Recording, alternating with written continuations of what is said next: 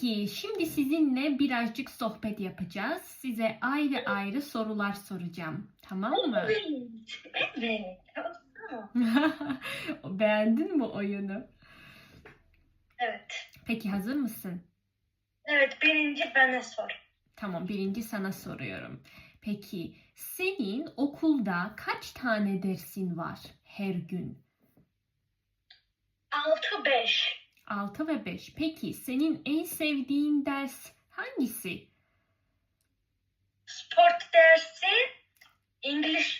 İngilizce dersi ve bilgisayar dersi. Harika. Bilgisayar biliyor musun ne diyorlar? Bilişim dersi.